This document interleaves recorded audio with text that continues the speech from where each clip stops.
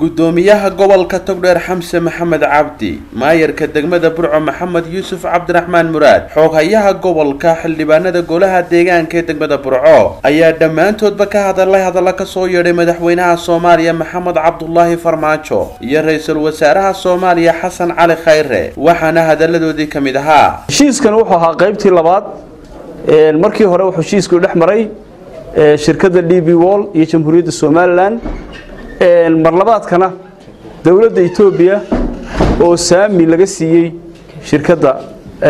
DB World heshiiskeeda hiya heshiis la geli kara dawladiyay heshiis la geli kartaa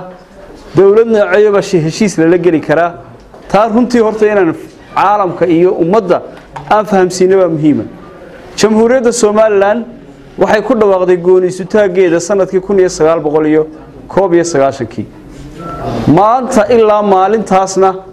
waxa ay ku talaabsanaysay Jamhuuriyadda Soomaaliland horumar istaba jooga waxaanu qabsanay doorashooyin dimuqraadi ah doorashooyinkii golaha deegaanka aynu qabsanay waxaanu nahay dal sugay xuduudihiisii waxaanu nahay dal sugay nabadgelyadii waxaan tusaale ka soo qaadan karaa jimca kamida jimcayaasha in madaxweynaha qaranka Jamhuuriyadda Soomaaliland lagu war helay imaamkii masaajidka oo la waxay nagu tukaday salaada madaxweynihii waa inuu kelmadiina siinayna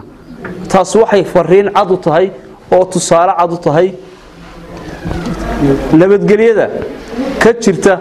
dalkeena Jamhuuriyadda Soomaaliland ilaahayna waxaan ka baryayaa inuu nabadgelyada iyo horumarka inoogu sii wado nin baan hadeer dhageysanay waxa la igu sheegay ninka maayarka Muqdisho ama barasaabka meelaha wuxuu ahaa injineer ciyaal muxuu ahaa yariis ciyaal koos gamido waa ciyaal waa injineer ciyaal wuxuu yiri xaasidnimada hatta kuwii la Soomaaliyada ahaa buu xaasidayay wuxuu yiri suurtagal ma aha in garoowe iyo Hargeysana nabad ahaadaan Muqdishona ay nabad ahaan wado suurtagal ma aha waa dadka bila aqliga weeye dadka hatta kii la joogay uga ba'aya war garoowe ama amaanba ma yaalo wasiirada lagu dhaxlaaya xildhibaanada lagu dhaxlaaya markaas halka la iska mara inta yar ay haystaan yarkan Cabdiwali Gaas inta yar uu haysto ayuu xitaa u quuri laayay balskada Soomaaliland horta dadku waa nooca waa dadka inuu jawaabayna injineer ciyaal waa dadka aqliga leh noocaas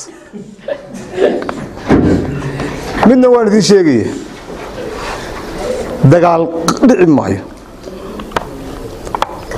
dagaalna soo qaadi maayaan laba xaalaba soo qaadi maayaan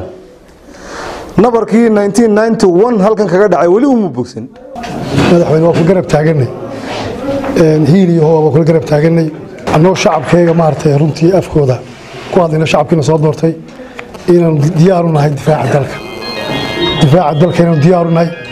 inaan ku bixinayno hantidayda inaan anagu direyska qaadanayno waxaan leeyahay shacabka reer Soomaaliland meel kasta ay joogaan markay noqoto difaaca qarannimada loo midow mudadii dibadda markay noqoto cadawga Soomaaliland loo midow Soomaaliya de waxaan u maleynayaa deyn badan bay naga maqano wali beer kasto aan seerfay ka saarno meydkii dadka ay laayeen nimanka hadlaya ayaa soo saaray ilaa hadda dadkii la laayay xabaalahoodii baan soo qofayna aad baan ugu mahadnaqayaa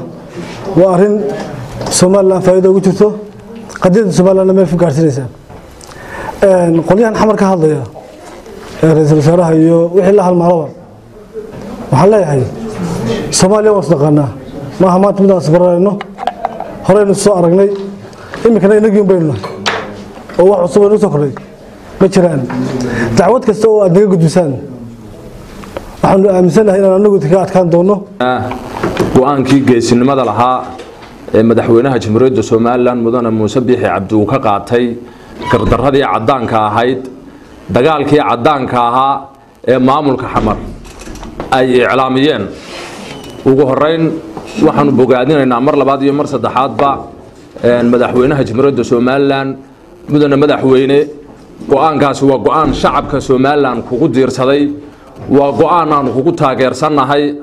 haddaanu nahay bulshada gobolka togdheer qaliyanayna go-aanka madaxweynaha jamhuuriyadda somalilan uu qaatay ee ahaa in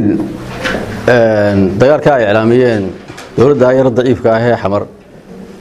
in inagu haddaynu somalilan nahay